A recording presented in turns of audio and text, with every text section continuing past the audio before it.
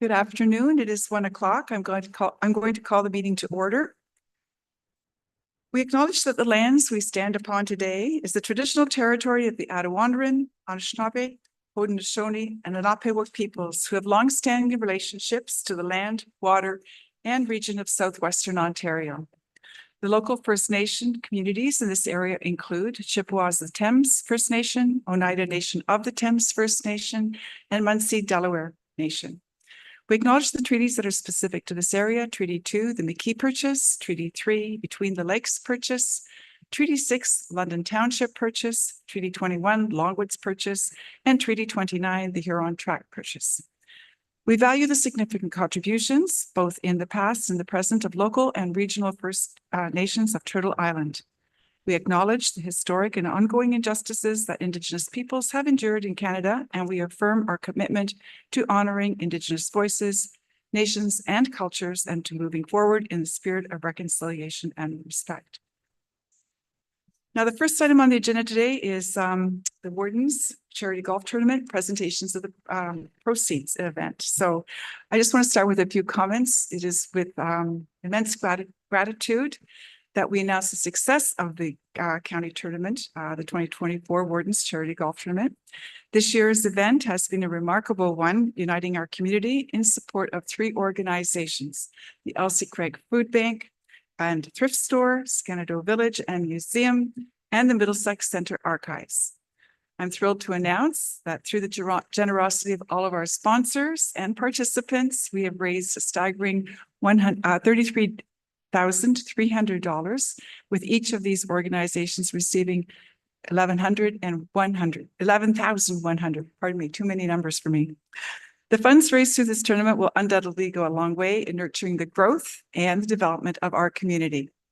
These organizations play an invaluable role in our community, preserving heritage, supporting those in need, and enriching our collective experience. I would like to express my deep gratitude to all of the participants who took part in this tournament, the sponsors who generously contributed time and effort from the county staff who worked to make this a resounding success. Your unwavering support has made a tangible difference in the lives of the residents of our community. And I want to also extend my heartfelt gratitude to the Fire Rock Golf Club for hosting this year's tournament. I'm extremely proud and I'm humbled to note what we have accomplished together. The Middlesex 2024 Warden's Charity Golf Tournament not only raised a net sum of $33,300, but it also reinforced a sense of unity and camaraderie that makes our community so special. We've proven that when we work together for a common cause, we can create change. Together, we made a lasting impact on the lives of the residents that are supported by the Elsie Craig Area Food Bank and Thrift Store, Scanado Village and Museum, as well as the Middlesex Centre Archives. So let us all work together to continue to support one another, knowing that our collective efforts will shape a brighter future for all people in our community. A number of people are here today, representatives from the organizations that I just mentioned. If you'd like to come down when I call out everyone's names, we'll gather here at the front. We have Mark Isaac and Ian McDonald on behalf of Elsie Craig Area Food Bank, Dan McKillop, Mark Peacock, and Geneviève Champagne on behalf of the Lower Thames Valley Conservation Foundation and the Scanado Village and Museum. And we have Glenn Scarborough, Krista Taylor, David Savitz, and Carol Small on behalf of the Middlesex Centre Archives. So that.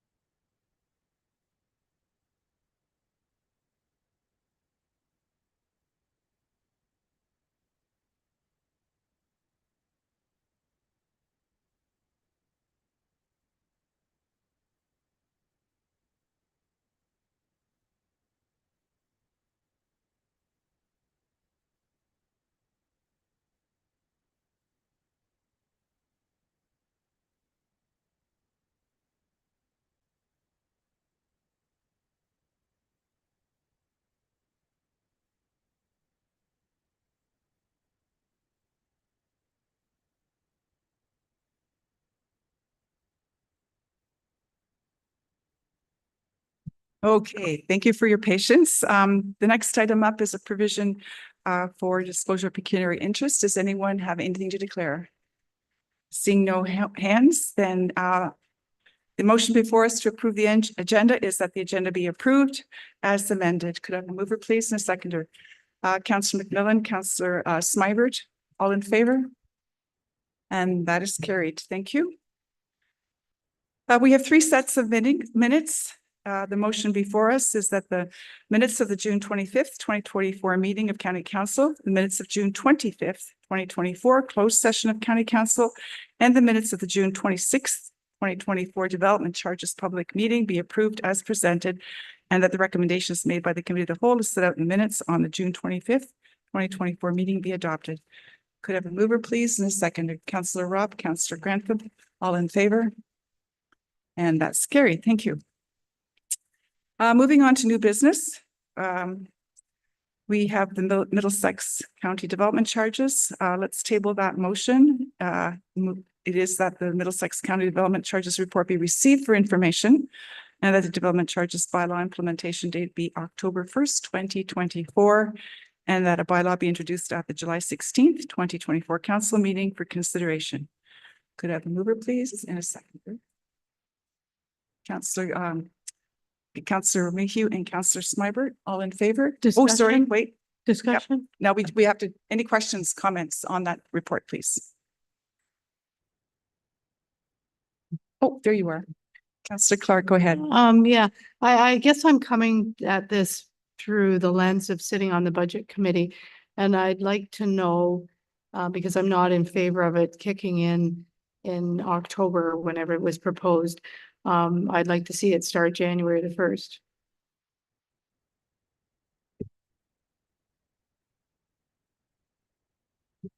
To you, Madam Warden. Certainly, I think staff can generally comment that whenever council would like to, if they'd like to make that amendment to the motion, that's the discretion of council. From a staff perspective, October 1st was recommended to provide time to work with the local municipalities to implement procedures and processes for the collection of the same, but at the direction of council, staff would obviously carry out whatever we're directed to do. I'm looking for members of council. Is anyone wishing to comment or? Councillor Robb? Thank you. Were you making that a motion for an amendment to that?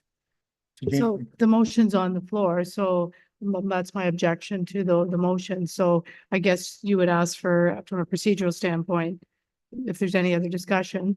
I could ask for a friendly amendment, but I'm not sure procedure wise if you ask for a vote on the motion that's on the floor. And then if it's defeated, then we do an amendment, or how does that work?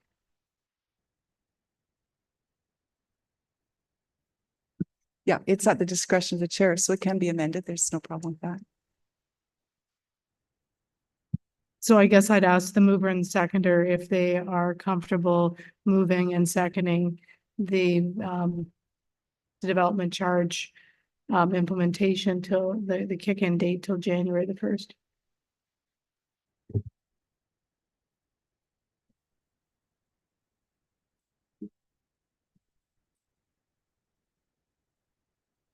Councillor Mayhew is moving that, and I thought I saw a hand for seconder. No, Councillor. I seconded. I want to stick with the staff recommendation for the implementation date in October.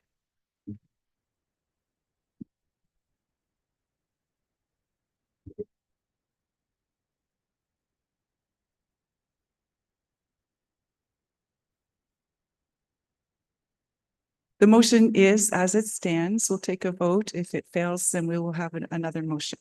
So I'll call the vote on that.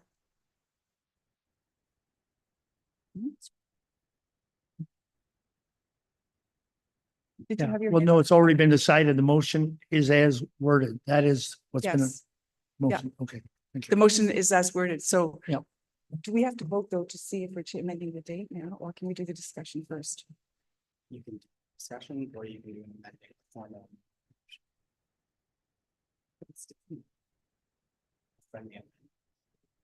Yes.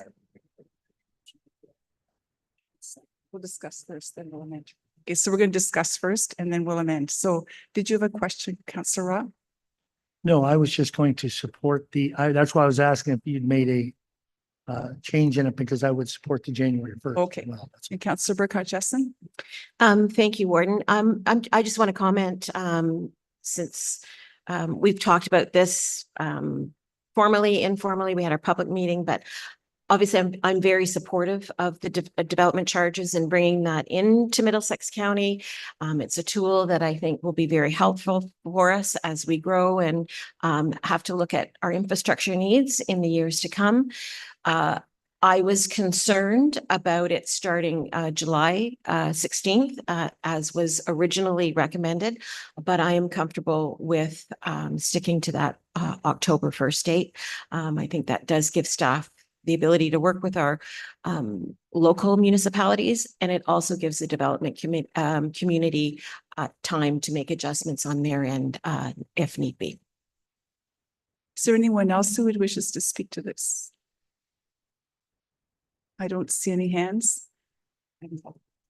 So all in favor? The motion is as it's and opposed?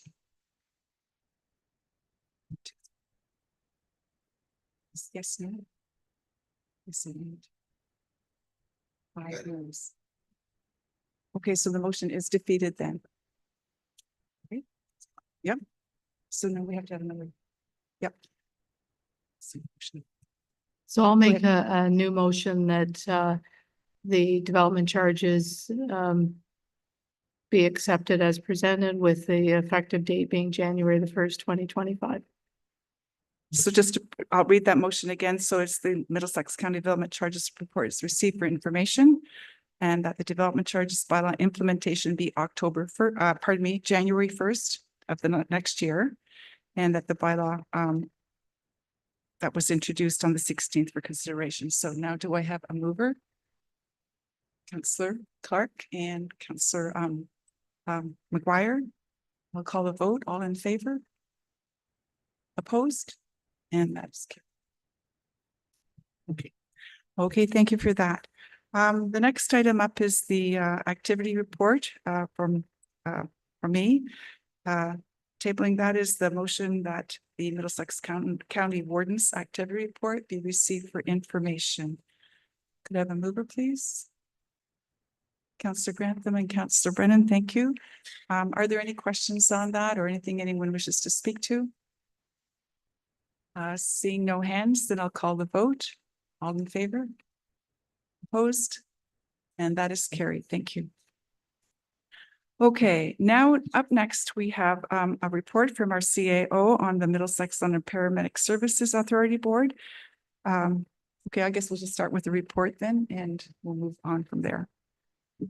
So with any new service back 15 years ago or so, there's growing pains and challenges that you face. And at the time, Middlesex County Council decided that they would establish me as the CEO and the head of the board. And that was a great structure from whenever the size of the organization was that small and there was a lot of day-to-day action that kind of frankly overlapped across both governance and administration. It may not be terribly evident, but MLPS has grown into what I would describe as a medium to large public sector organization in this region. And your governance structure should respond to that, and a dual role CEO and board chair just isn't appropriate for that size. I sent out an email to all MLPS staff today talking about this change and explaining that there was a couple of reasons for it. I think it modernizes the organization around governance and allows more independence for that board from county council. Changes that I'm proposing would allow them to be very much in line with what Lindsay has at the library board. That's the model that I used, which is a good model in my view. And it also allows me to have more time. I don't know if anybody else shares this view, but sometimes I feel like I have 3 or 4 jobs, and it gives me more time to focus in on the strategic priorities that we've established over there for LPS over the next quarter. So I think this is the right time for these changes. It's the right time in our organization's growth.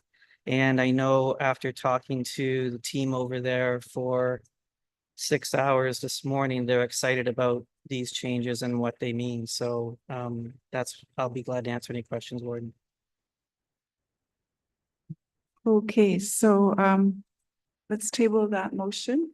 It is that the county council approve the proposed restructuring of the MLPS board to separate the roles of the board chair and the CEO, and that county council endorse the appointment of the new board chair from within the existing board members and fill the upcoming board vacancy with a designated member from county council, and that the bylaws be introduced for consideration to implement these changes. I so move it, Councillor Cartchesson and Councillor Rob. Okay, I'll open the floor to discussion on that motion. I don't see any. Oh, yes, Councillor Brennan. A couple of questions. Seeing that we were given authority over the paramedic service in the county by the province, making these changes, and also with the city being involved, do we need to take time and consult with the province and the city about these changes, since they are part and parcel of the paramedic service?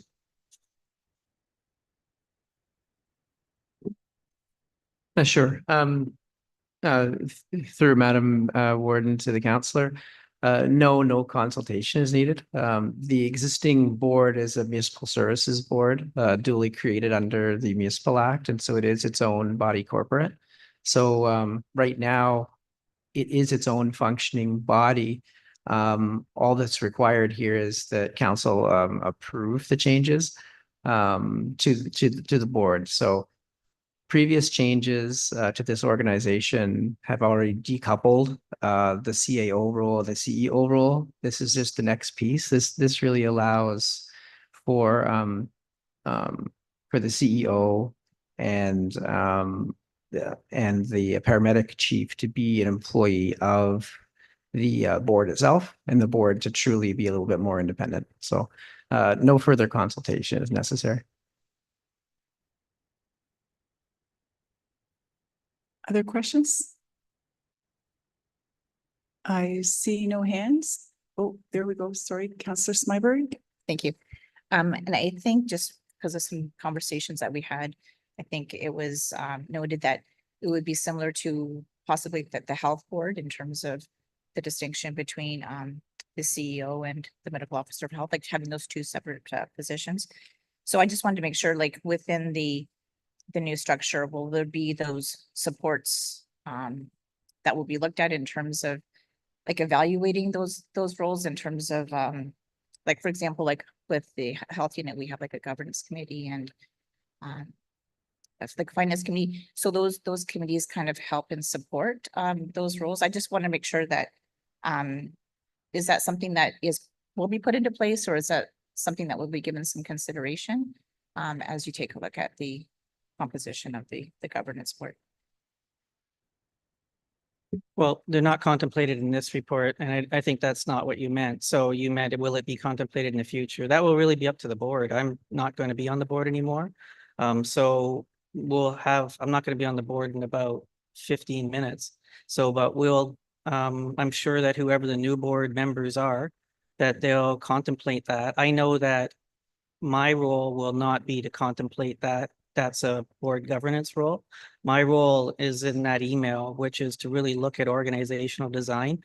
And there will be opportunities for what you described. I can see them on both the business and the operation side.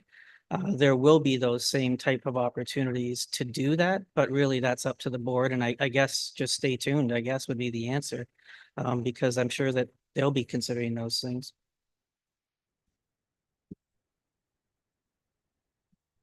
Any other hands? In that case, we do have motions before us. I'll call the vote. All in favor? So Sorry. maybe I do have a question, sorry, the point. Yeah. So do we have players in place for the CAO and the chief? We don't have, or do we? Like, I'm confused. Because if you're off of it, who's performing those functions? So Wayne, you just step in if you want to do it, but I can do it first. Well, you go ahead. Okay, this just makes it possible so that the CEO and paramedic chief can be employees of the board, and that will happen. But certainly right now, the players who are in play, so the CAO acting as a CEO, and the paramedic chief, they're already there. So that just continues for now, but this just really paves the way for the future.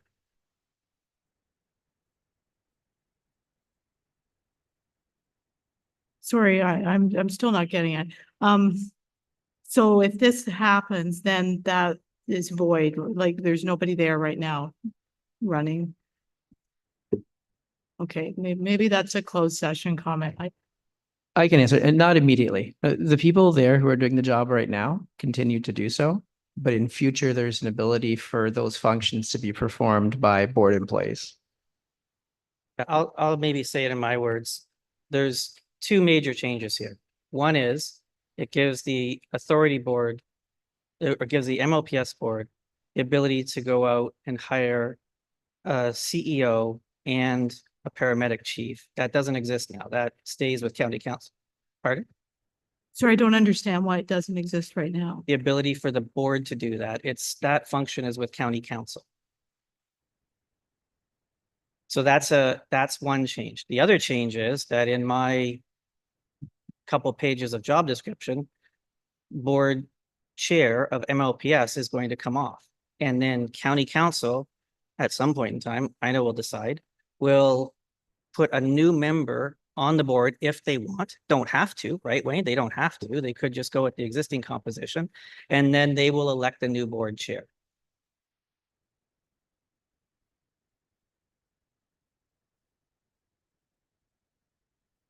Those are the two changes. I guess I have some questions, but they'd be appropriate in close because it would be a contractual like question, so I'll have to defer.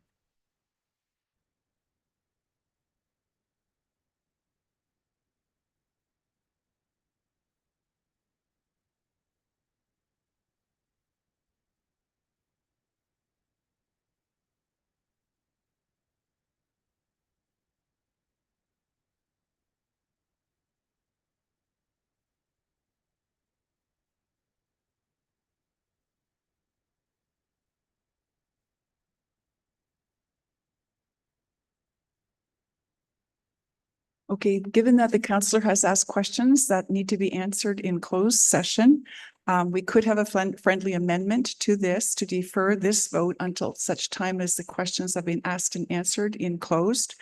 If there is no friendly amendment to this, then we will call the vote on this and it will either pass or not on this, on the floor now at this time. Is that clear? Yeah. I have some nods. So is there a friendly amendment to defer voting on this item until questions that are asked and closed are asked and answered? And then we do the vote on it, or do you wish to vote on it now? So is that a friendly amendment then? Councillor Burkhardt is suggesting that we have a friendly amendment until after that okay, Councillor McGuire is seconding that. I'll call the vote on that. So we're voting to make a friendly amendment to defer this motion that we just tabled for discussion until after we've had the in closed session. The questions that you've asked are answered and closed. You'll have your answer and then you can decide what to do with this motion. Okay. So the friendly amendment, I'll ask, is there support for this? All in favor? Is anyone opposed? And that is carried. Thank you. Alrighty, looking now at item 6, inquiries. Does any councillor have anything they wish to ask about? Seeing no hands, there are no notices of motion. Councillors' comments and other business.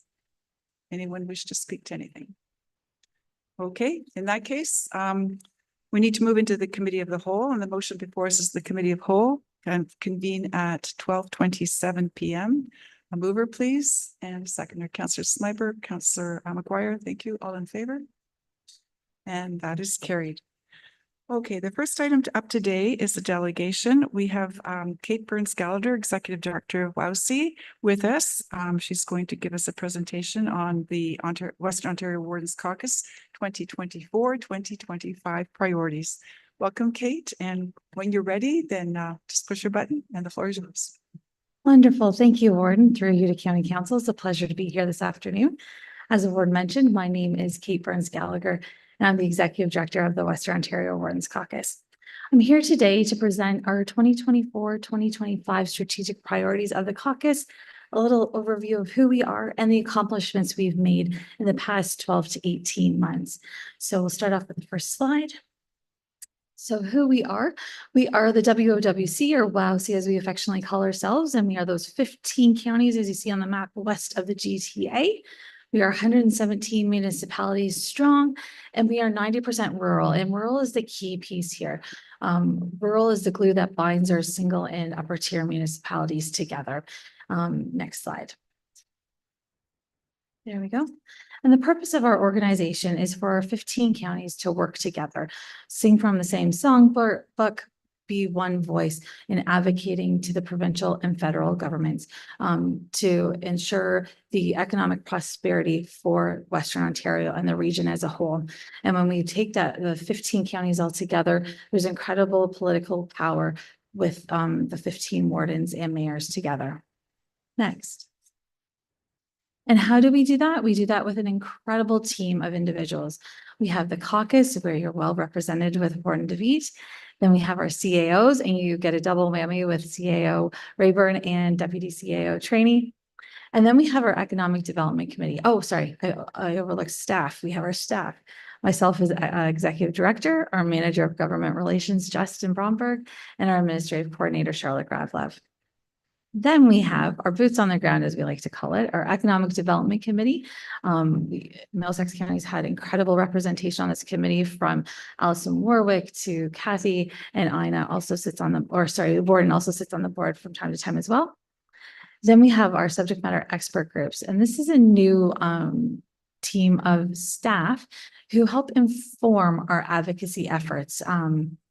And so each subject matter expert team helps each individual strategic priority inform the work that we do, the research, the data. So we start off with the planning team, and we have Dirk on that team, social services and Joe, communications is well represented with the county clerk's team, and then economic development with Kara there. Next slide. And how do we do that? Well, we do that with meetings with ministers, deputy ministers, associate ministers. We do that with senior staff as well.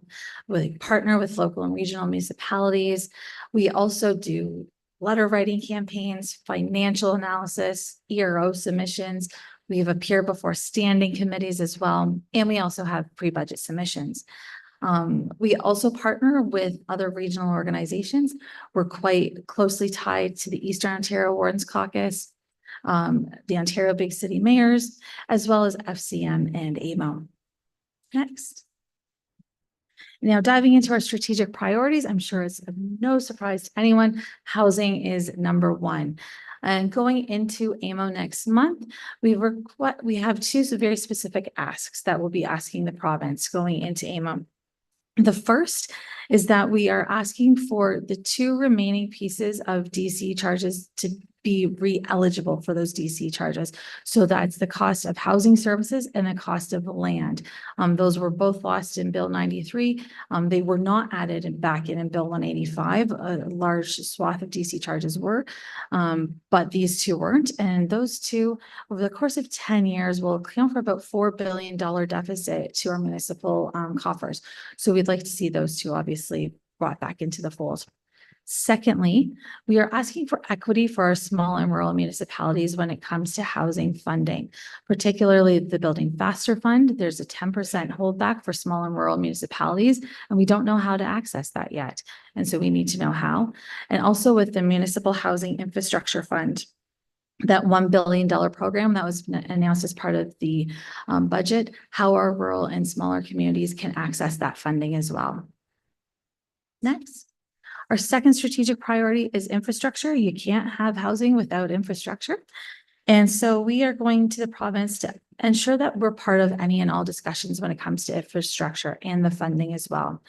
This region is home to 4 generational announcements in this province. From Stellantis to PowerCo, Honda, and Bruce C, we are home to about $40 billion worth of investment and 30,000 jobs in the last 18 months have been announced for our region alone. So that's going to have incredible impact on the infrastructure and the municipal requirements needed for that infrastructure. So we want to make sure that there's a plan moving forward for our region as a whole to support these investments. Next slide. And you can't build the houses, the infrastructure won't happen without people to our workforce to build that all. So we need to make sure we have the workforce that's ready and able to make sure our communities can grow. And so we're looking at ensuring that we have transit and transportation to get people to work, childcare to ensure that people get back into the workforce, and then healthcare to take care of the individuals. We've done our workforce strategy. We know that healthcare and childcare, there is an incredible need and lots of vacancies we're going to be seeing out to 2020 or 2030. And so we need to be proactive in making sure there's skills training and upskilling for healthcare and childcare. And last but not least, is our fourth strategic priority, mental health, addictions, and homelessness. As we know, homelessness looks very different in our rural communities than it does in urban centers. It can look from couch surfing to living in your car is often hidden homelessness versus the very visible homelessness we can see in urban centers. And because of that, we are asking for a dedicated rural stream for the homelessness prevention program. And this definitely hits home here in Middlesex, where London is your service manager. We want to make sure that you have your own dedicated stream of funding when it comes to your service managers. And our second piece under this strategic priority is the mobile crisis response teams. And that's where we pair a social service worker with a police officer. And this program's seeing incredible success in diversion rates from our hospitals. And we would like to see this be a permanently funded program. We had great news when the Solicitor General Michael Kersner came to our caucus meeting back in June and announced that this program had gone from 1 year annualized funding to 3 years, and credited the caucus for the advocacy we have done to date. But we are going to push even harder to make sure that this could become permanent funding. Next. And we continue to support broadband infrastructure across the region. SWIFT has been an incredible success story for the Western Ontario Warrens Caucus and the region as a whole. And going into AMO, we have asked for a delegation with Minister Surma to talk about ASIP and find out the status of the provincial government's broadband project and how many projects and where those projects are happening within the region. Next. And as I mentioned, we have our economic development work, and this committee is our boots on the ground. It really informs a lot of the advocacy that we see on a year-to-year basis. And most recently, the Economic Development Committee has been looking at transit. Once again, Middlesex is a leader in looking at that inter-community transit and continuing funding going forward, as well as the blue box transition. So that transition from municipalities being the collectors to producers. So those are some hot topics that have bubbled up over the past few months from the Economic Development Committee. Next slide. And we are absolutely thrilled to be the host, to be bringing back the Ontario West Municipal Conference. This conference used to be held annually up until about 2018. It was a joint partnership between the Ministry of Municipal Affairs and Housing and AMO. And then unfortunately, it was not able to continue. But we have our ducks in a row, and we were able to bring this conference back so that Western Ontario has our own municipal conference. And it will be on October 25th in Chatham, Kent, with an evening reception the night before, hosted by the municipality of Chatham, Kent. So we really hope that you can register. There's a bit of early bird pricing now before Labor Day, if you can get in there. And the agenda includes a guest keynote by Paul Wells, acclaimed Canadian journalist, as well as breakout sessions revolving around our strategic priorities, from best practices to leaders in the fields. Next. I mentioned at the top about some of the accomplishments we've seen in the last 12 to 18 months. And this is all because of the great work of the 15 counties working together. About 18 months ago, we had some local MPs reach out to us federally when that rural redistribution plan was being discussed. And so the MPs reached out to us because we were looking at the possibility of losing a federal seat rurally. And so we were able to do some advocacy and work with our local federal MPs. And we have kept that rural seat in the London region here. And that seat stayed rural. So we were thankful for that. We also advocated to the province to reverse course Bill 93 of that proposed farm lot severance, and huge credit to Dirk and his team. They helped lead and find that research in getting this legislation reversed. In one fell swoop, we would have lost about 750,000 acres of farmland in one piece of policy. So we've been able to protect the farmland in Western Ontario with that. We've also been a leader in advocating for the leave to construct threshold. So this is if you're a company coming to the region, Ontario specifically, and you need a bit of gas line from your neighbor, or even if you're a farmer and you need some gas line from your neighbor to your farm, about 500 meters costs about $2 million of natural gas pipeline. And if you get to that $2 million threshold, it has to go to the Ontario Energy Board. And it adds 18 to 24 months of time to that application. And we've lost about $1 billion of investment in the last few years because of that threshold. So we've advocated to the province to increase that threshold to $10 million so that we're on par with the other provinces. And we don't have investors that are going to the other provinces because those timelines are much shorter because they're not mired in bureaucratic paperwork. So that leave to construct threshold has been increased to $10 million. And that's a huge vote for investment in our region. We also worked with Minister Tabolo and his office on securing community response pilot project funding for the region. That went to Lambton just last month. So similar to the mobile crisis response teams, this is pairing social workers with paramedics. And that's one of the first pilot projects of that type in the region. We also received an invitation to attend the Provincial Housing Forum last year, and we were incredibly grateful for that invitation. And as I mentioned, we're thrilled to be hosting the return of the Western Ontario Municipal Conference after 6 years. So we've done quite a bit in the last 12 to 18 months, and we hope to do even more in the next 12 to 18 months. And really appreciate your time today, and thank you so much, Warren. If there's any questions, happy to answer them. It's been a busy time, so I will look now to council. I'll start with you, Councillor Grantham. Yes, thank you, Warden. Through you, thank you for the presentation. It will come as no surprise. I was glad to hear that housing is #1 priority, but I'd like to talk about the advocacy on the mental health portion. It shocked me the other day to hear that funding could be a shortfall for Canadian addiction mental health services. We use that a lot in Strathroy. So anything you can do to advocate for continued funding. And then also want to talk about MCERTs. I did look, and it is a Strathroy MCERT team, and I've spent time with them, and it's a great service. They do a lot of mental health in rural areas isn't really understood. Farmers, rural people tend to act like it doesn't affect them, but I can tell you through the Federation of Agriculture that mental health in rural areas is just as bad or different than it is in urban areas. So anything you can do to keep advocating for mental health and funding in the MCERT would be greatly appreciated. So thank you. Thank you. Is there anyone else? Go ahead, Bill.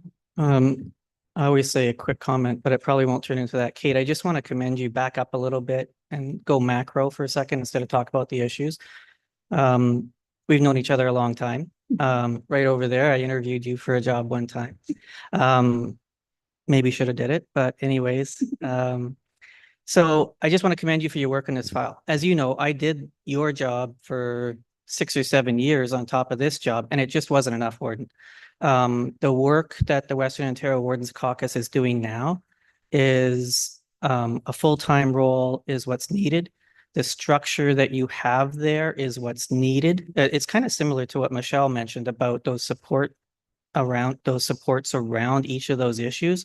And I've just been a little bit on the sidelines, and thank you to Chris for for leading us in this charge. But it's been really a pleasure to sort of watch the organization grow into what I dreamed it could be back in those days if it was provided with the support. So congratulations to you and the group for making this move, because now I think you are, as a group, a real force to be reckoned with when it comes to these things. Now, the bad news.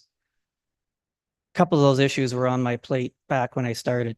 Like that natural gas one's been around a long time. So hopefully we can make some progress on that. But yes, the challenges in rural Ontario are consistent, and I'm glad that you are there to help with the leadership, and I'm glad that Chris is helping us as well, Warden. Thank you, Warren, through you. And it's so wonderful and thank you for that vision, CAO Rayburn. Your signature is still on those founding bylaw documents and the incorporation documents. So thank you for that vision. We are where we are because people had the vision then, and that includes you. Is there anyone else? I don't see any hands, so I'll just add my thanks and gratitude for your time and all the work that you're doing. It's not just hard work, but it is also pulling everyone in the region together to have those conversations. And I know the delegations at Roma were busy and we covered a lot of territory. So just keep it coming. There's a lot of work to do. So yeah, we appreciate all of it. Thank you very much for coming today, Kate. And well, we'll see you at the conference for sure, at AMO before that. So, okay. Alrighty now, we have Next Generation 911 Middlesex County GIS Readiness Assessment and ES. Oh, sorry, we have to receive that. I jumped ahead again. Could I have a mover and seconder that the Western Ontario Wardens Caucus 2024 priorities presentation be received for information? I have Councillor Clark's hand, and thank you, Councillor McMillan. All in favor of that? And that is carried. Okay. Yep. Okay, so I'll look to Dirk van der Werf to give the introduction for this presentation. Thank you, Madam Warden. Very briefly, it goes without saying the importance of the 911 program. It's often not well understood the role that the municipalities, both at the county and at the local level, have in ensuring that the system works. The system, this topic's even more important as we move towards next generation 911, that sort of next technological threshold for this. And you're going to hear a bit about this. So we engaged, this was approved in last year's budget, a consultant to help us sort of look at what municipalities, what the county are doing in this regard. They've given us their initial findings, and it's sort of the start. There's going to be more work for us to do at the county level. There's going to be more work for your local staff to do. But we thought while it's sort of fresh in their mind, we just have the consultants spend a little bit of time. They're going to be online here with you and just give you directly their thoughts on it. And then, of course, available for any questions. And then I did want to just highlight the people that do all the real work. John Elston and Claire Stavina are here behind me, and they're the ones that sort of oversee this day to day. So with that, we do have Esri Canada and a couple of people. I'll let them introduce themselves if that's okay. Thank you, Dirk. When you're ready, go ahead with your presentation. There we go. Thank you, Warden, and thank you for inviting us to speak today. My name is Jennifer Rolfe. I'm a project manager with Esri Canada, and I'm here with senior consultant Sharon Cook on behalf of the Esri Canada Public Safety team to present some of the findings and recommendations from our NG911 GIS readiness assessment. So as Dirk mentioned, this is a collaborative project we've been working on with Dirk and his team. And over the past few months, we've met with various different partners, including internal departments, emergency service providers, and dispatch centers. And we've reviewed the processes and policies around data management for NG911.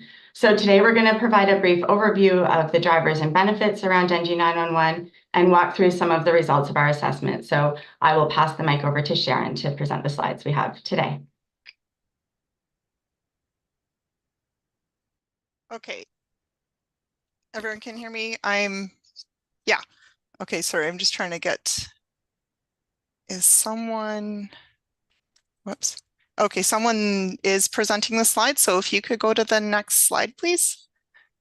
Okay, so with NG911, the real driver here is a need to catch up to where technologies are in today's world. So the system that we currently use for 911 is more than 40 years old. It's all based on copper analog technology. It can't integrate any of the sort of newer technologies that exist today, videos, texting, multimedia, all that kind of stuff.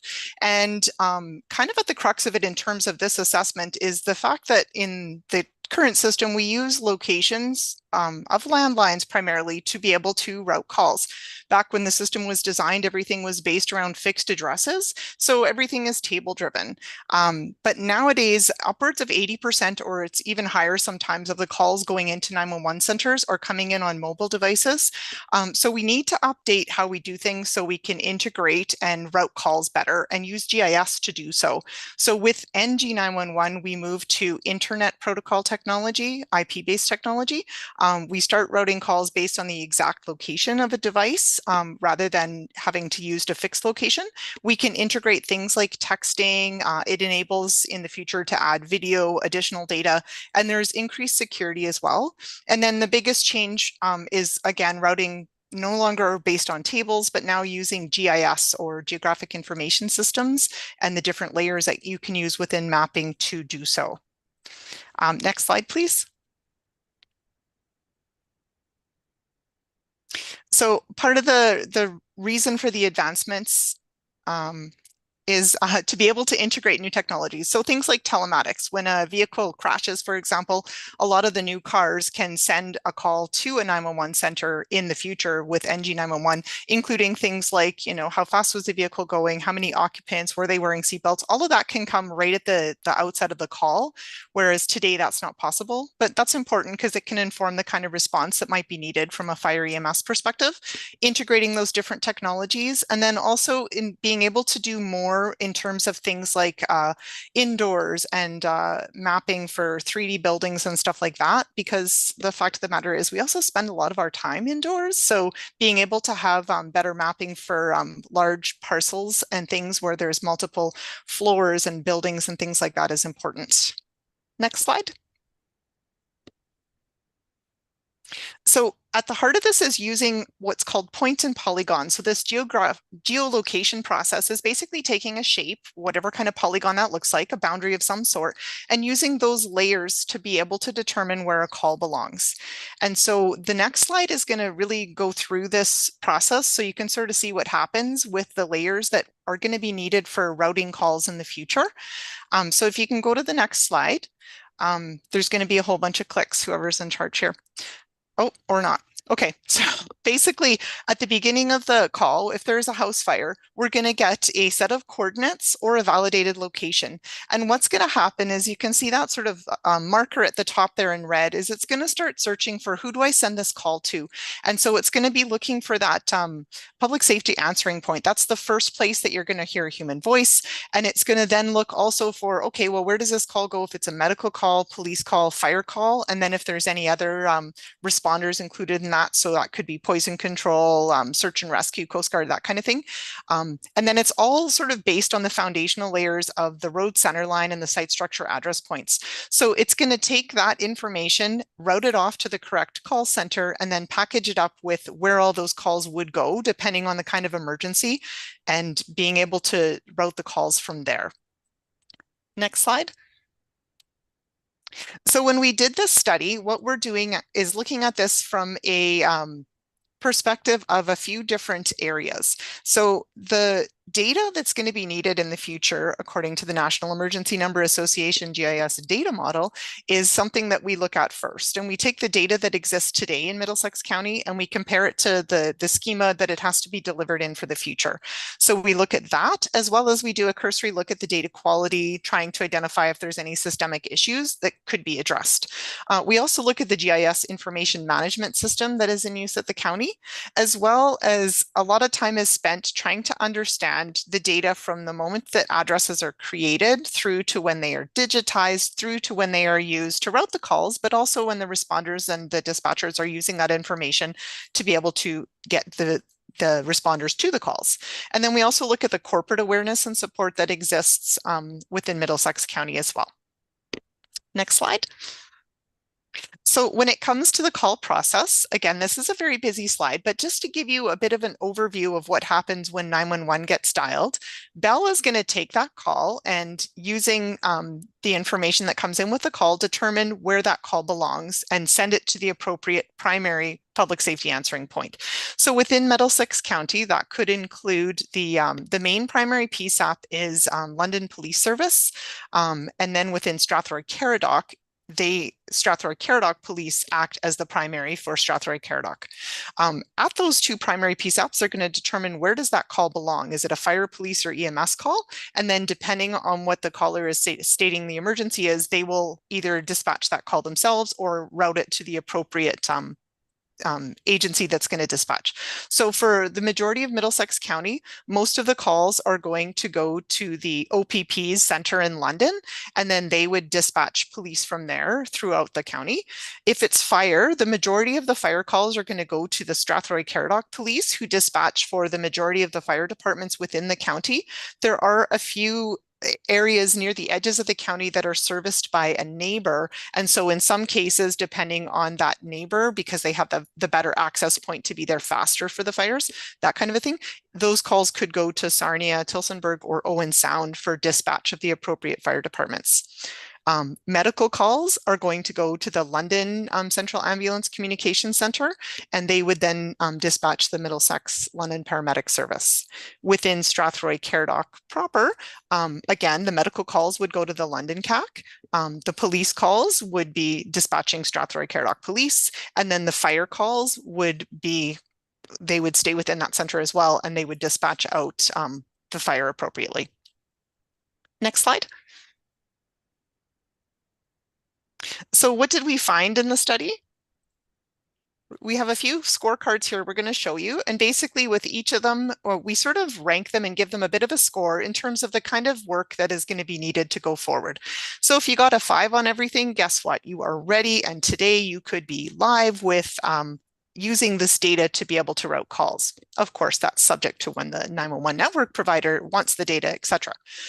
So in terms of the data model, basically with the scoring that we have here, there's a little bit of work that needs to be done, but on the center line and the site structure address point, most of that work is going to be fairly easy enough to get done. A few changes are required, things like that. With the boundary, there's a little bit more work to be done, and there's other boundaries that have to be figured out as well. Next slide.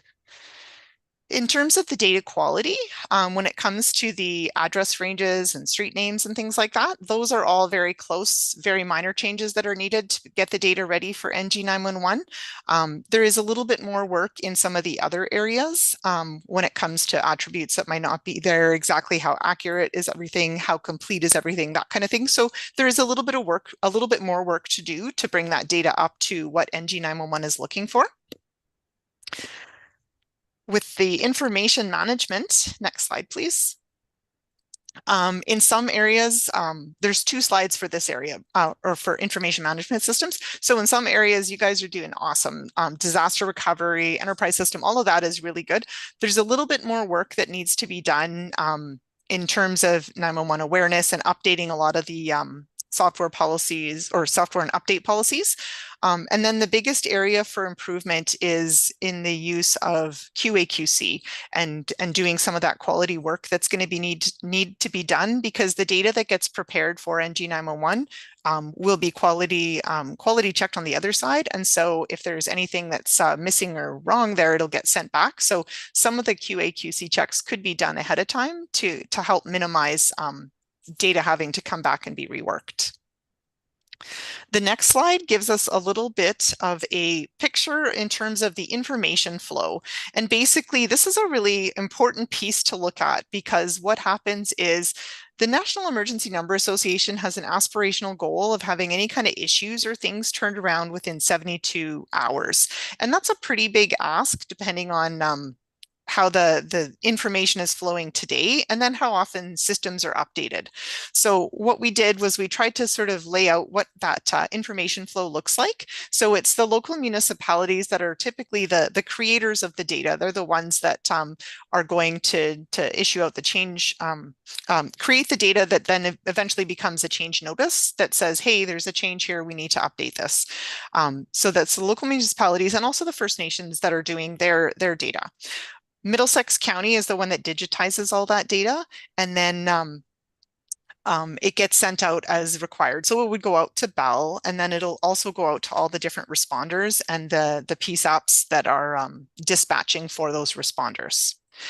If issues come in, the same sort of thing is going to happen, but in reverse, where the issues would be identified typically by those boots on the ground, and they would say, hey, this address has got a problem.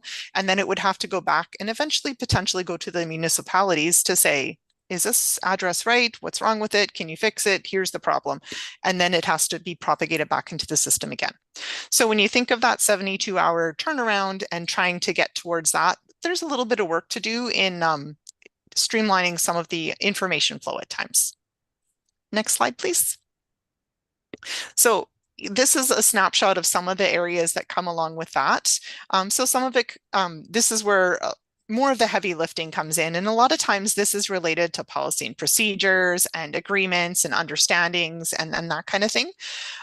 When it comes to updates and things of the data as well, if the centers are not using data that is very current, even if the changes get made, at the county level, if those responders are still using data that's outdated, they won't necessarily have the updates and things like that. So as you can see from this slide, there's a little bit of work going or that needs to happen here to get to the point where that information turnaround can be a little bit quicker.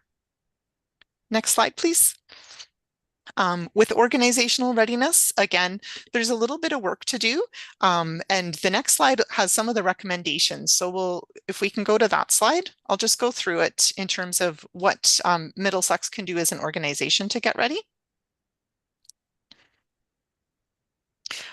So when it comes to collaboration, something that could be considered is a user needs assessment so that you can understand the different areas that are using the data. If you're making changes for one reason, for NG 911, it might be a good time to just look and see if were there other areas that need to be changed as well.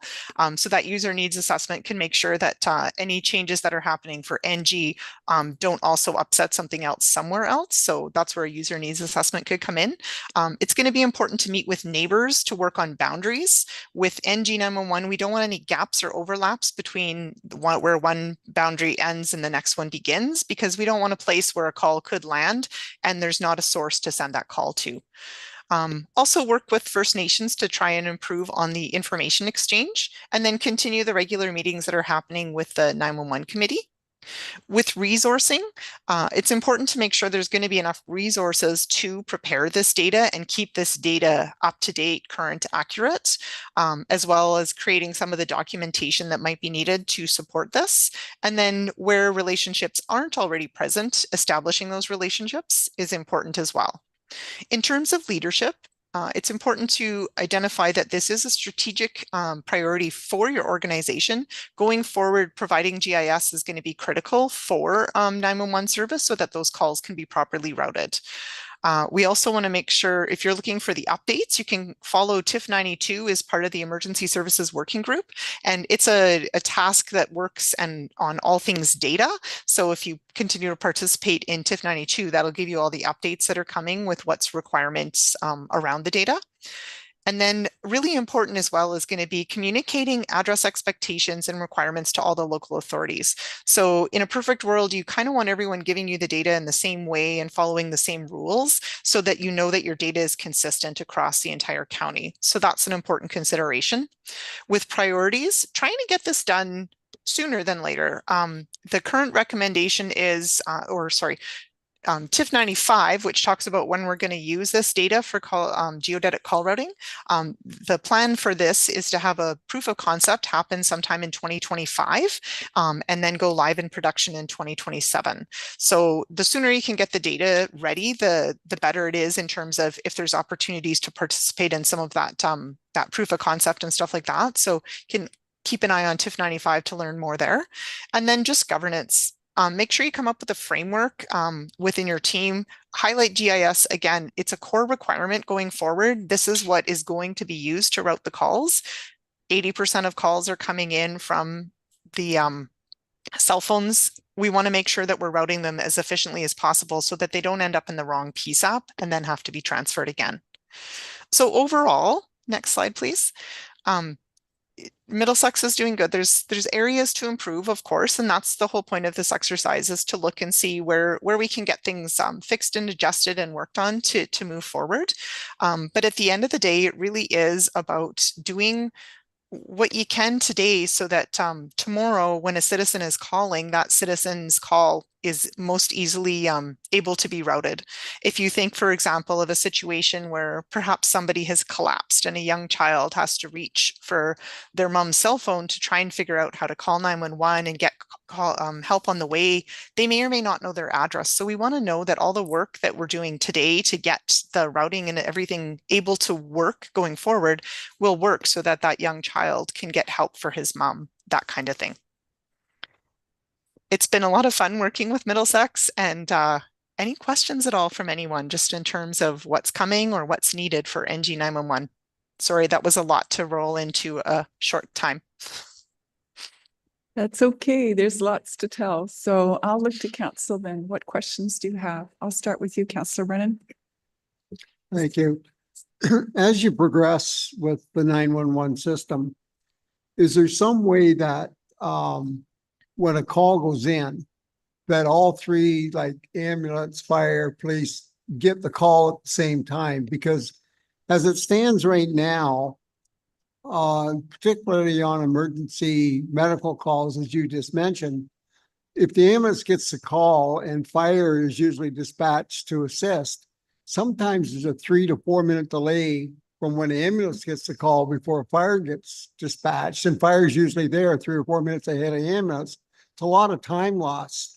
And I believe it's in Hamilton, when a 911 call goes in, all three services get the call at the same time and then determine who's going to go to that. Is there any consideration in something like that? There's some technologies that are being built into the NG 911 system where the ability to request that secondary agency to come sooner should be a little bit more, it should be better packaged. So one of the ways that happens is, I mean, it depends on the call. And unfortunately, you don't want to always send all of the calls to all three agencies, because based on how the calls come in, not all of them typically need all of the agencies. But when they do, you want to be able to request that secondary agency as quickly as possible. And in the future with NG 911, there's a piece called the Emergency Incident Data Object, which will be able to share a snapshot of that incident in real time as quickly as possible, so that when you hit whatever button it is in the technology, it'll be able to say, hey, we're going to this potential heart attack patient. Can you please send fire? And fire will get everything that is known at that exact moment about that call. So the technology should help with some of that integration, especially when the centers are not necessarily together.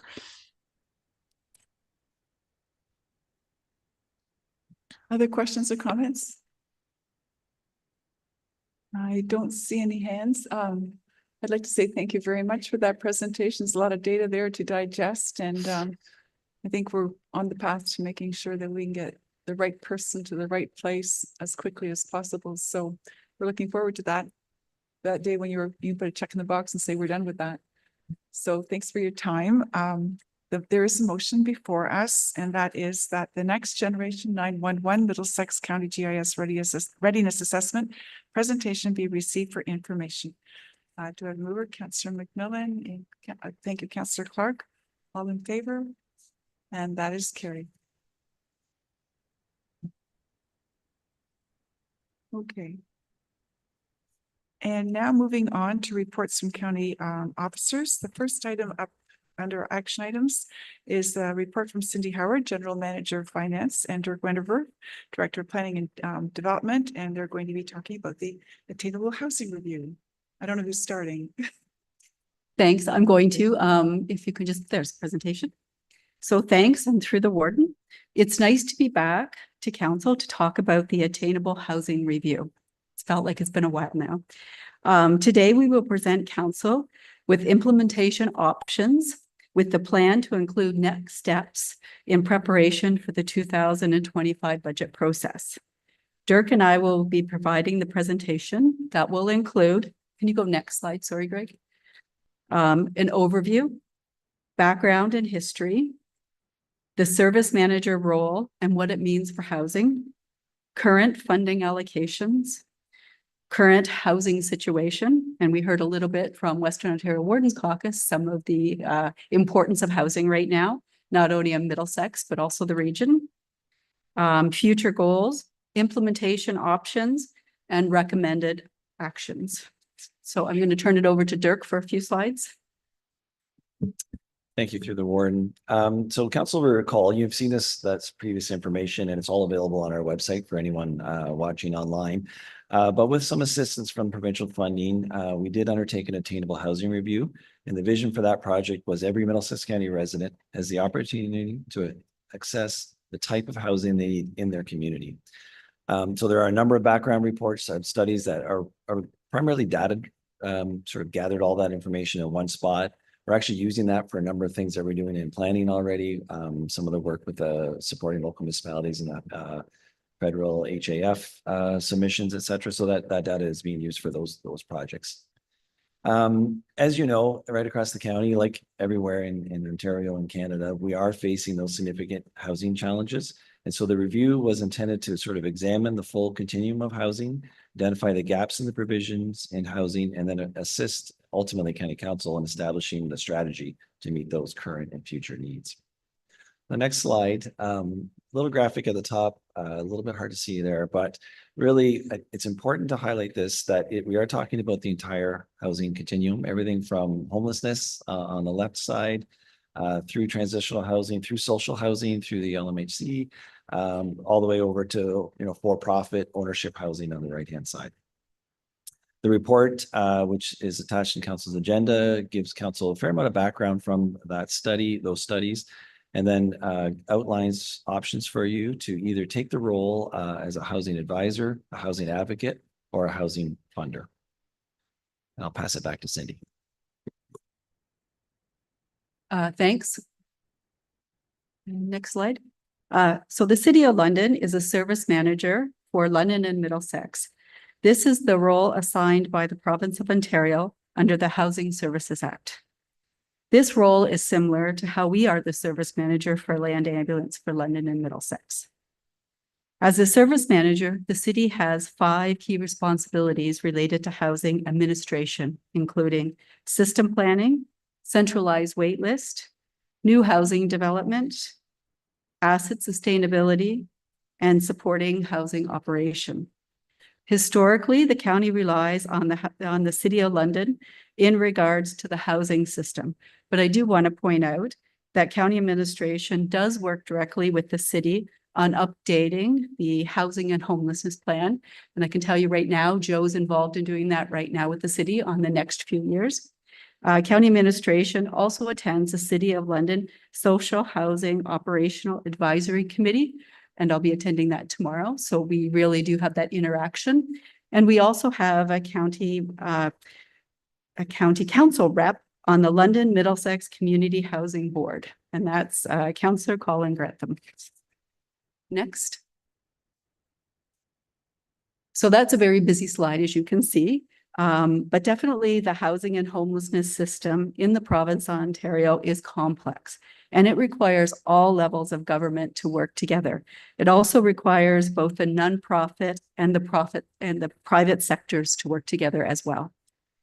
The City of London has a provincial role to manage funding, as well as program administration and oversight for London and Middlesex. However, saying that, funding for the federal national housing strategy and federal funds is not part of the service that London plays.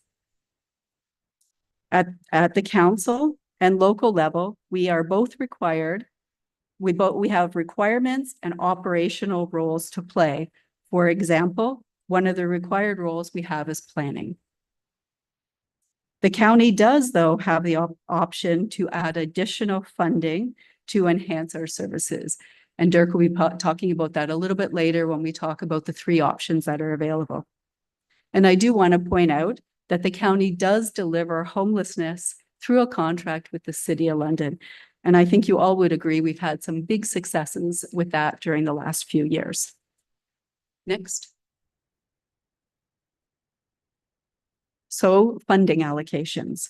So each year, the City of London comes to council to provide an update on housing and the activities that they perform. The City of London owns and operates the London Middlesex Community Housing Corporation, which includes 159 units in the county. The city supports affordable housing, and it includes 564 public, none-for-profit, private, and cooperative housing in the county. And included in that amount is 301 that are RGI or rent geared to income units. Included in the county 2024 budget is the cost for housing services, which is just a little over 6.8 million. And I think it's important that I point out, this is money that we have in our budget, but we deliver that or pay that directly to the City of London for those services. That is not managed within the County of Middlesex.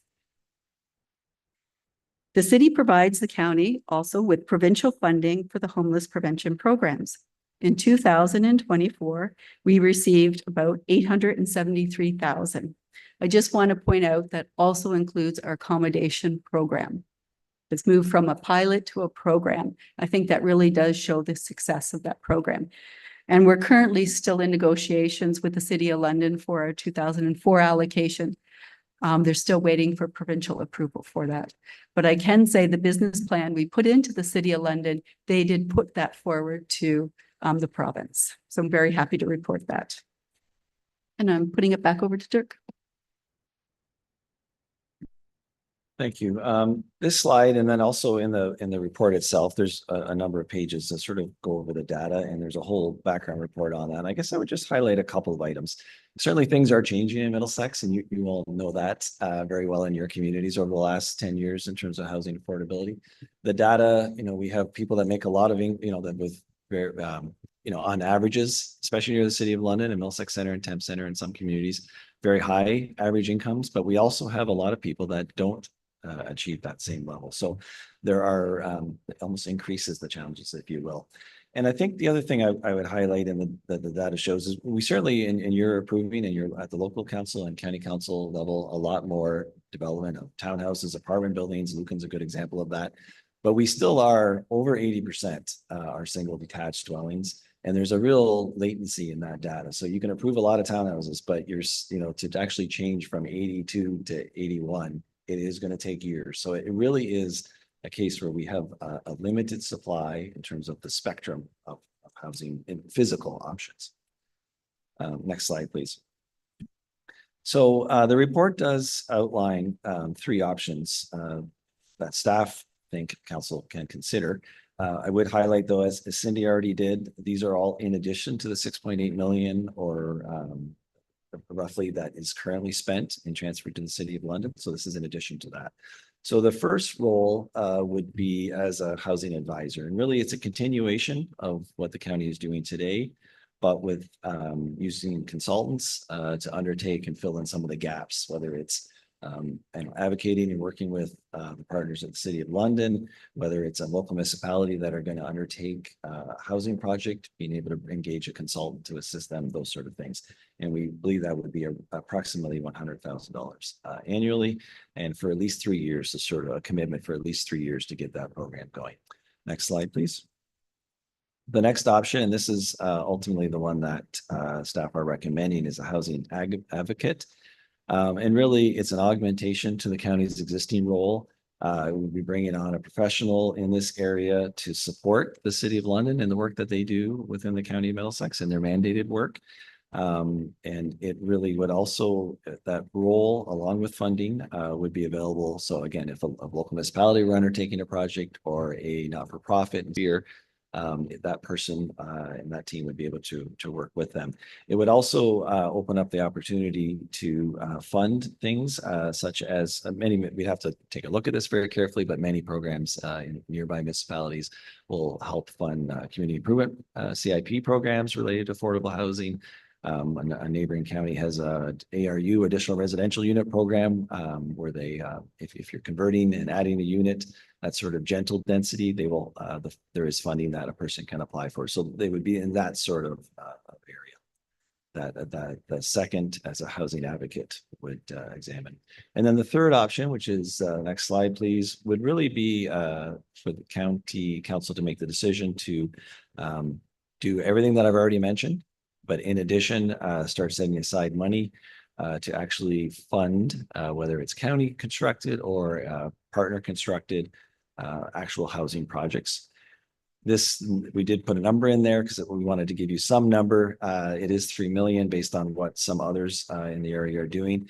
But I did want to highlight this, that, you know, if county council was to go down this path and really start building homes, housing at a larger scale, that 3 million a year would not be enough to do that. There would be additional asks as those projects, either through funding or through debt in other municipalities. And we've given a few examples in that report are doing that. So next slide, please.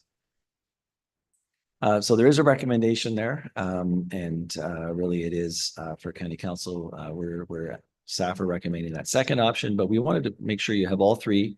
And really, once you've discussed that and made a decision and given direction to staff, and then we'll go back and work and put more numbers and more data into whatever your preferred option is, and put that before the budget committee for the upcoming round of discussions. Cindy, Bill, or I would be happy to answer any questions. Thank you for that presentation. I'll look to council then.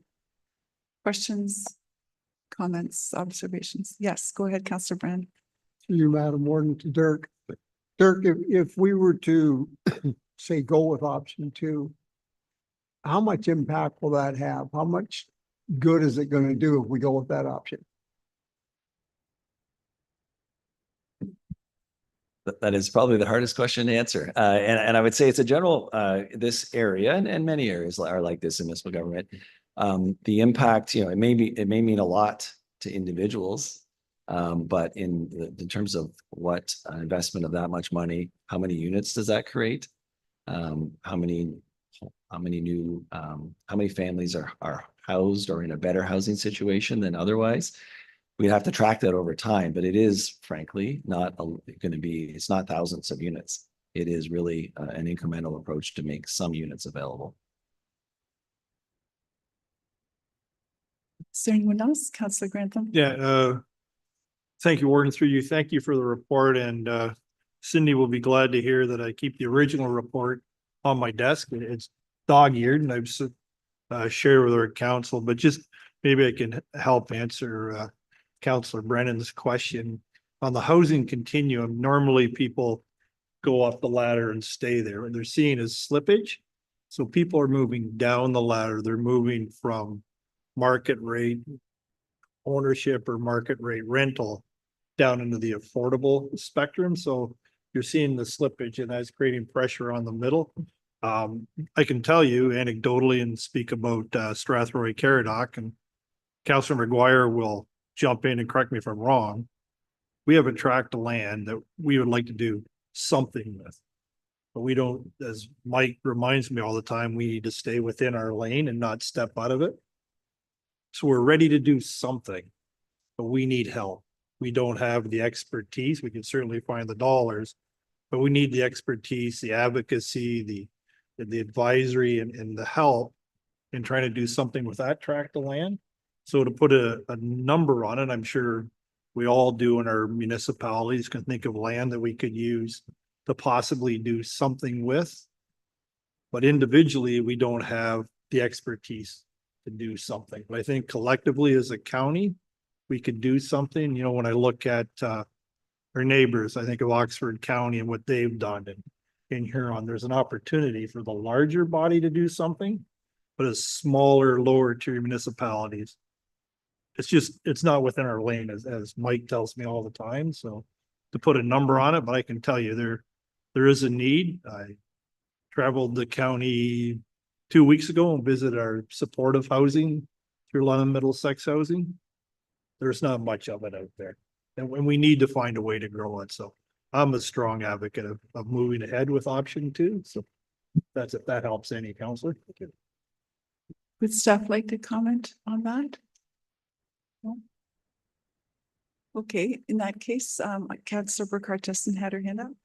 Thanks, and through the warden, just to maybe jump off what Councillor Brennan's brought up is, and I guess if we give the go ahead for you to do more research into what option 2 looks like, I guess that's where sort of the KPIs will come out of and what we can kind of expect. Right now, it's just kind of very introductory. I'm assuming you don't have those metrics in place. Dirk, you mentioned that it would be likely, would this one be an outside consultant? Or would this all be done in-house? And if that is the case, I guess, are you thinking about it as a time frame to see what sort of results we can actually get, since we're kind of going into an unknown territory? Maybe I'll start and Cindy can correct me. I think it's a good point. The package of material that would be given to the budget committee would sort of spell this out in more detail. Internally, when we've chatted about it, we think it would be probably be a person, but whether it's an employee or a contract or some other relationship, we're not sure. The other counties that are nearby that have staff, the difference, in Oxford and Huron, et cetera, is that they are the consolidated municipal service. I always get that acronym wrong, but they are the housing authority. So they inherently have that funding and staffing.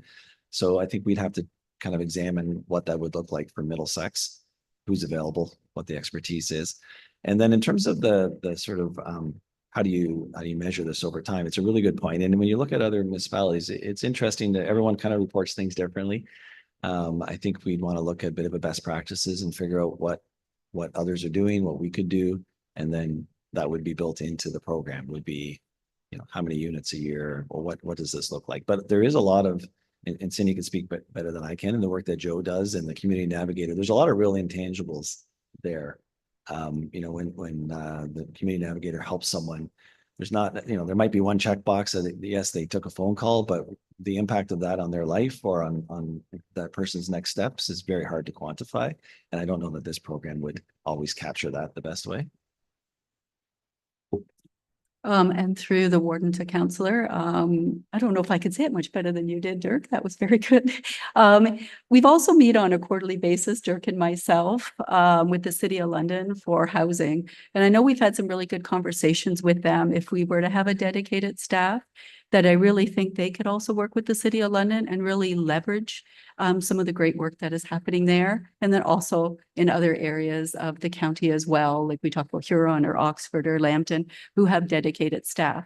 We just need that resource that's really able to go out there, understand best practices, and really work with the local municipalities to see if we have to prepare business cases or go after funding. That will allow us to do that.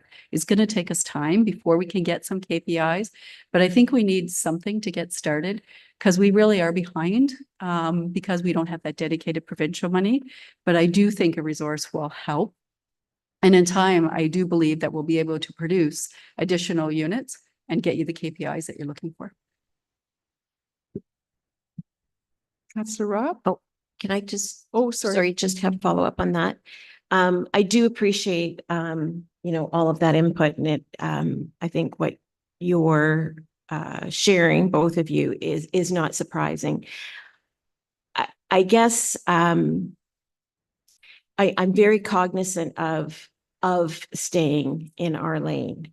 And on the same hand, either we're in or we're out. And these are discussions that we have had about housing and how we support our communities at all levels and our most vulnerable communities. And we have to be a voice. We have to be representative of them. And as great as our relationship is with the City of London, I think it is quite clear that we are not necessarily getting what we need from them with housing, and that's for a number of reasons. Am I ready to commit to this today? I'm ready to say I would like more information on what it looks like. And I think that that's, let's open that window to get a sense. But I certainly am not comfortable jumping in with 2 feet today saying, yes, this is what we need to know. I worry about putting foot in one lane and 1 foot in the other lane and being pushed. I want to be careful what I say, because I don't want to make it look like I am offending or questioning our relationship with the City of London, but I don't want to put us in a position where the services and supports that we have worked so hard to get to with the City of London, as we take on more, more is expected of us when that really isn't our role. So I'm willing to say I'd love more information to come back at budget time. But I can't fully commit to, yes, let's go full force with this today. Well, thank you. No, that is much what I was going to say, and that I would like more information before we jump in. I think that's the crux to what you were saying, and that's it. Thank you, Warden.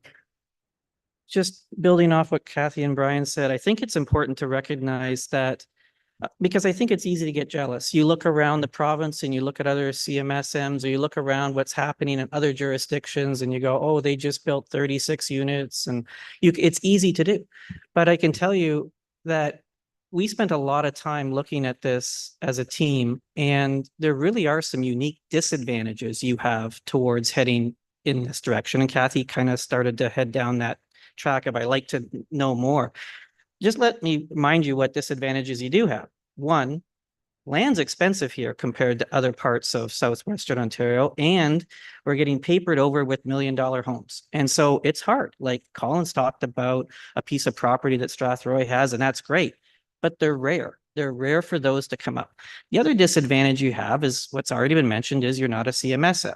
Michelle and I were talking about this 2 weeks ago, and that's hard. But it doesn't mean that you can't go, you have half the tax rate of some of your neighbors. You could go and take your own money. You don't have to be a CMSM and invest it if you wanted to. You could go and do that work if you wanted to.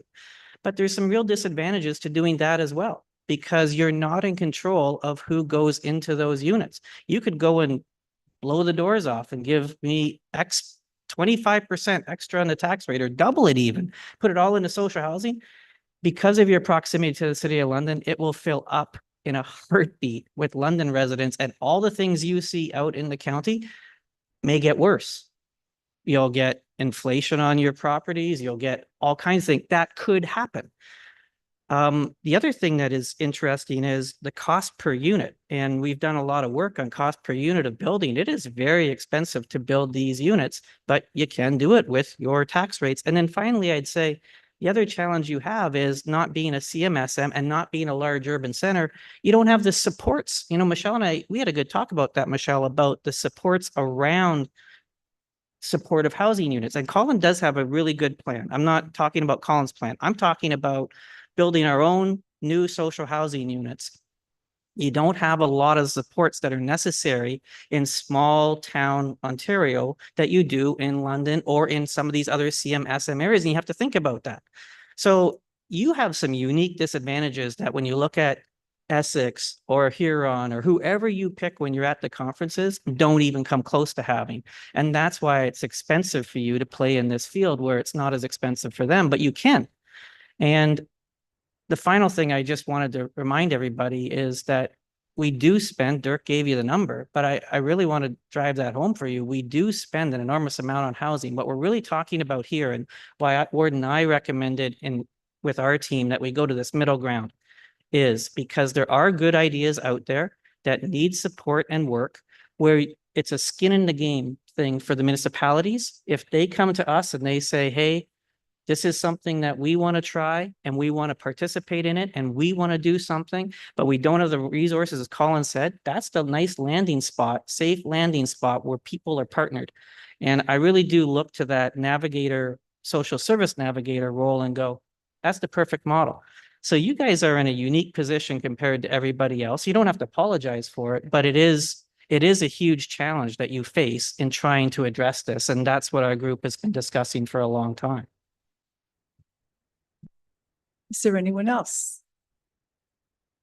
Well, lots of food for thought then. We do have a motion before us, and that is that the Attainable Housing Review report be received for information. That council selects a strategic role of housing advocate for Middlesex County. That council directs staff to prepare a detailed attainable housing implementation plan report with a strategic role of housing advocate for consideration as part of the 2025 draft budget. Do I have a mover, please? Councillor Grantham and Councillor Smybert, thank you. All in favor of that? And that is carried. Thank you very much. We can move now on to a report from Chris Trainey with regard to the 5-year machinery replacement program. Yeah, thank you, Madam Warden, and I'll try and keep this fairly brief. This is an annual report we bring before council to provide information on our fleet replacement. You can see the numbers in the report that are estimated through our county staff. We're looking at about a 3.8% increase year to year in the 5-year machinery replacement program. Again, this doesn't represent a change to our fleet. We're not recommending any changes to our vehicle types or our equipment, increasing the size of the fleet. This is simply to maintain our fleet in its current capacity. The reason this comes before you today as a reminder is that a number of these vehicles, most importantly our winter operations and our snowplow equipment, do take up to 18 months to be delivered to the county. And our system is designed in such a way that reliance on any of the equipment that is expected to be removed from our fleet is done so at a point in time where there's a risk to keep that equipment on the road, but also at a point where that equipment still has some value on the secondary market. The other thing I will say that's not directly identified in this report is county staff continue to monitor the alternative energy equipment that's emerging from the marketplace, and there's still a number of challenges with us recommending changing to electric vehicles, for example. The primary one right now is the supply of parts on the secondary market. So we're seeing some challenges out there, especially for equipment that's used in the construction sector. Not being able to find replacement parts for electric pickup trucks, for example, are very hard to come by, and we're seeing vehicles having to be parked for months at a time, waiting for replacement parts to come in from other parts of the world. So we're still not at a point where we would recommend making a change in that scope to our fleet. Not because we're not conscious of the environmental impact of driving our vehicles around on our roads, but just by the fact that we operate a fairly lean program, and not having a vehicle available to our staff certainly hampers us being able to provide the service to the residents of Middlesex County.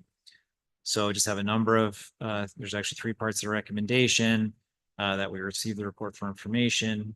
The 5-year machinery replacement program be approved, and we schedule a replacement for our equipment that's scheduled for replacement in 2025 being tendered in the fall of 2024. I'd be happy to answer any questions. Thank you, Mr. Trainey. Questions for him? Is there anything? I don't see any hands. I just want to ask Chris, the part about the 3.8 increase that flows through the budget for, yeah. Okay, thank you very much. Seeing no other questions, the motion before us is that the 5-year machinery replacement program be received for information, and that council approve the 5-year machinery replacement program, and that the equipment scheduled for replacement in 2025 be tendered in the fall of 2024. Is there a mover, please? Councillor Clark and Councillor Robb, thank you. All in favor? And that is carried. Moving on to the budget schedule, and we'll give the floor again to Cindy Howard. Thank you. And through the warden. Attached is a timeline for the 2025 budget. Yes, I know, we're here already again talking about that. Last year, we started the process of moving the budget dates forward by starting with the Budget Committee meetings in December. This year, the plan is to have all the Budget Committee meetings in the month of December. Historically, and based on operational needs, the draft budget was presented and approved during the month of March. For 2025, we're recommending that the draft budget be presented at the February 18th County Council meeting with approval of the bylaw at the March 11th Council meeting. That means that by early February, the draft budget will be available for review by the public and council members as part of the council agenda. Traditionally, there is only one county council meeting in February. At this time, I recommend that you approve the timetable with the goal to continue to improve the budget process and timeline based on the experiences that we'll see in this budget process and the one we've seen in the last budget process. And also like to point out in the recommendation, it should be for the 2025 budget. And I'll just say I've been working between 2023 year end to 2024, and now we're talking about 2025. So thanks, and I'd be more than happy to answer any questions that you might have. And thank you for that. Councillor Burghardt-Jessen. Thank you, through the warden. And Cindy, I think you likely did already answer my question, but I'm going to ask it anyways. I'm a big proponent of the changes that we've made in pushing up our budget timeline. And we started that last year, and I'm happy to see this schedule, but we're still passing the budget in March. And maybe it is what we'll learn from having the discussions all in December this year, but do you see us being able to push up at any time that timeline of when we actually pass the budget? Thanks to the warden, to the councillor. Absolutely.